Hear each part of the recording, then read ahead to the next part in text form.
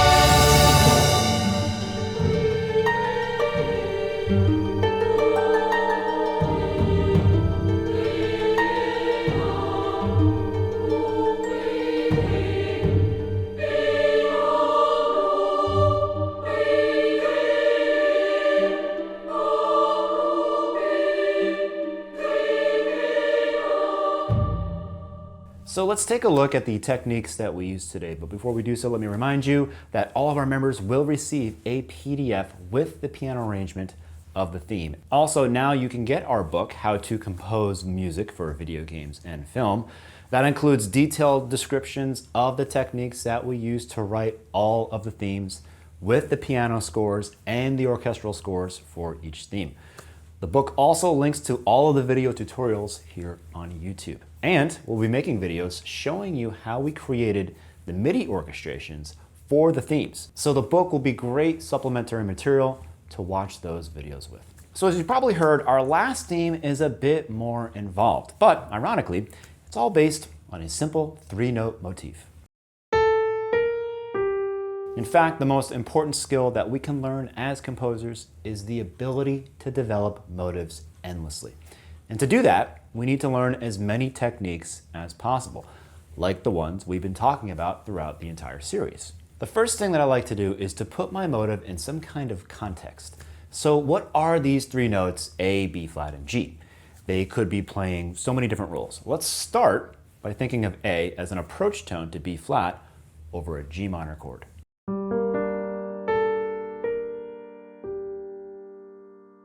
Let's give the motive some rhythmic context as well. I'm going to place it on the second beat of a 4/4 measure. So now my downbeat is empty. If I repeat the motive, I get a rest on the downbeat of every measure.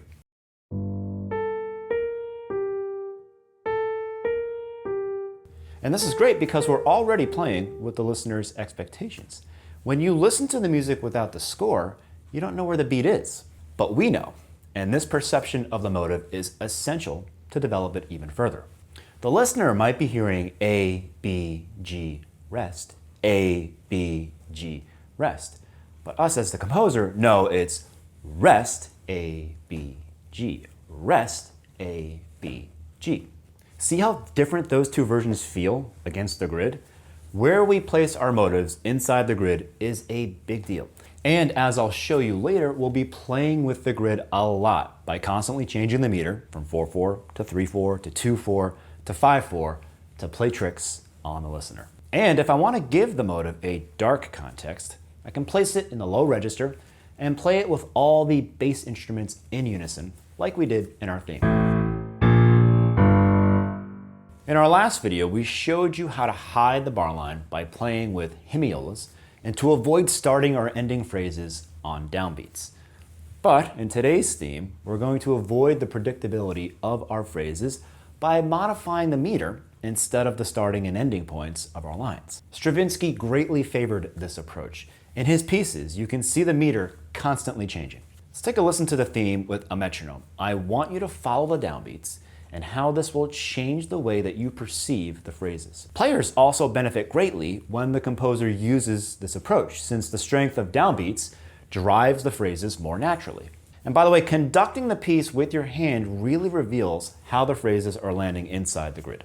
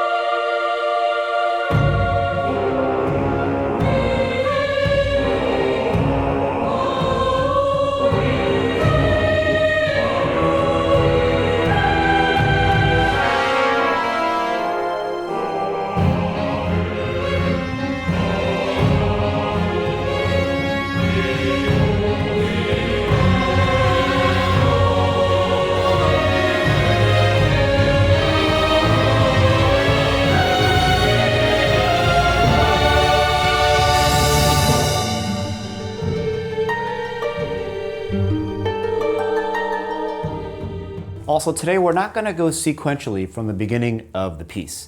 Instead, we're going to look at the actual order in which we evolved the motive in our theme. When you develop a motive, you end up with lots of different ideas, and you have to be smart about organizing these ideas. Don't try to write a theme from the beginning to the end of the piece, measure by measure. Instead, collect all the pieces of the puzzle and then solve it. This is the way that Beethoven used to compose. For example, the first idea that comes to mind is to play our motive on top of a line cliché in G minor.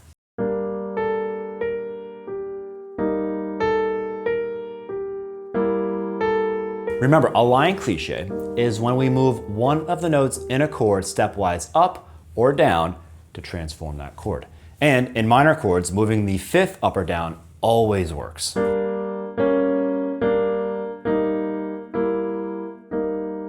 Our motive is going to fit this progression perfectly because it only has G, A, and B flat. We're not playing the fifth anywhere. And that's exactly how our theme ends.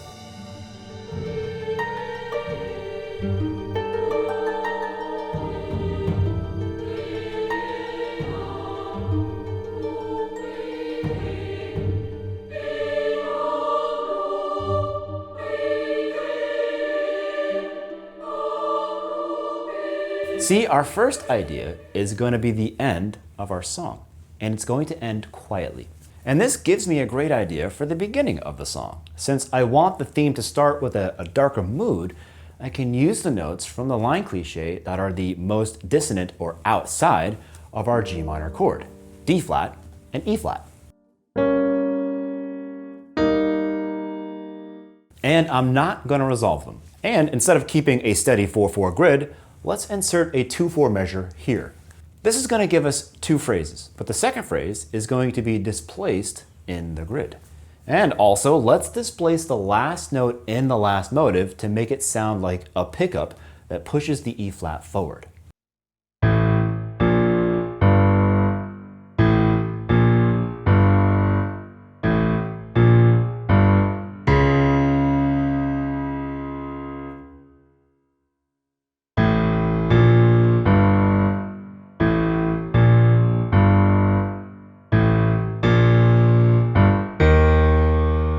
Remember, always look for little variations here and there to make your themes more interesting. Another way to develop this motive is by using imitative counterpoint. Since this motive takes only 3 beats of the 4/4 measure, we can have a dialogue between the two voices, like a canon at the half note.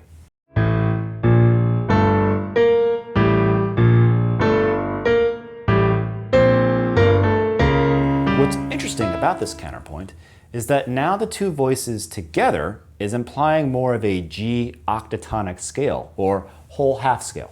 This symmetric scale is the second mode of the symmetric diminished, also known as the half whole scale. This is a scale that we've already talked about in our previous videos, so check those out if you want to learn more. The symmetry of this scale is essential when you want to develop motives. If a motive fits inside of the symmetric diminished, then it fits on every other note of the same symmetric diminished scale. So our motive is A, B flat, G. Since these 3 notes belong to the G symmetric diminished, then I can move it to any of these notes in the scale and the motive will be contained within it. So I can play my motive starting on C, or E flat, or even F sharp. At the same time, the symmetry in the scale implies that it's a scale of limited transpositions. So G, B flat, D flat, and E symmetric diminished all contain the same notes. There are only 3 possible transpositions of the symmetric diminished. So I could be thinking of a B flat minor instead of a G minor, and the motive would work on both chords. Also, the G whole half is the same as the C half whole.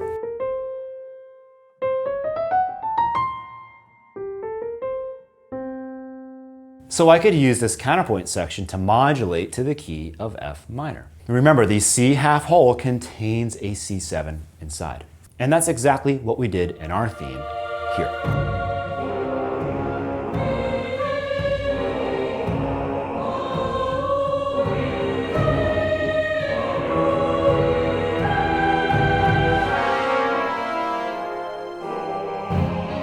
Notice that this is our motive, a minor third up in the key of B flat minor.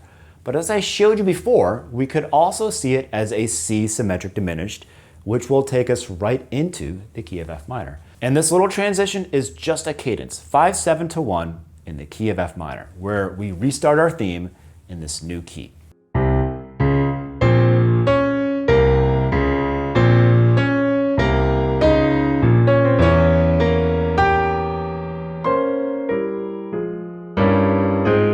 The really cool thing about this section is that the motive has now been shifted in the 4/4 measure. Now, the second note of the motive is our downbeat. Another thing that we can do to our motive is to resolve the flat 5 that we used at the beginning. It's only natural to expect this D flat to resolve to D. So now we've extended our motive to 5 notes. And the C sharp is now on a strong beat, playing the role of an appoggiatura that resolves up to D. But instead of playing it in the key of G minor, let's target the key of B flat minor, which, as I showed you before, are both related by the diminished scale. So instead of playing C sharp to D, we can play C to D flat.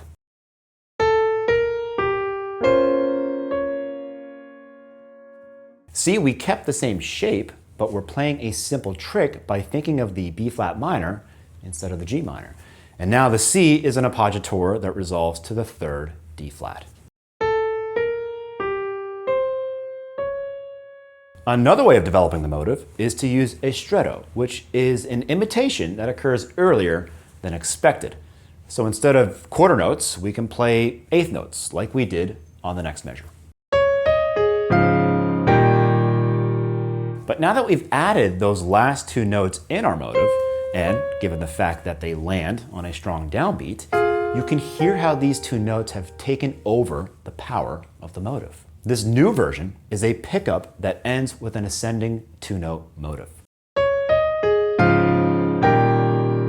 And that's exactly what we used on the next measures of this transition. These are all ascending motives, and we can expand the ascending motive to 3 or 4 notes.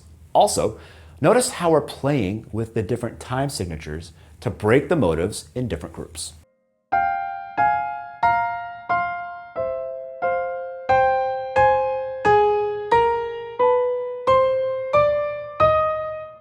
And in measure 12, we added an extra beat, making it a 5/4 measure to introduce an imitative counterpoint line with our initial motive. But this line is going to be all descending lines to create contrary motion.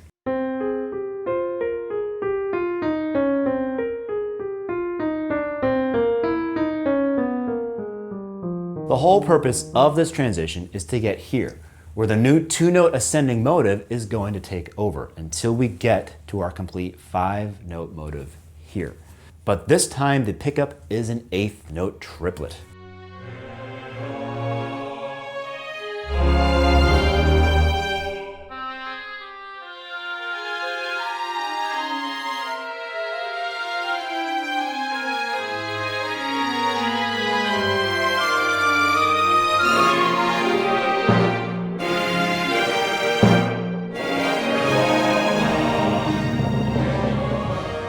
As you can see, developing a motive and using all of these techniques can reliably help you come up with new ideas.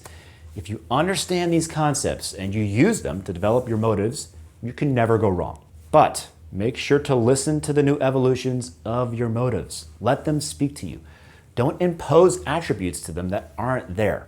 Like when we added the last 2 notes in our motive, we had to accept that the 2 notes we added just took over. All of our members will receive the PDF with the piano reduction of the score.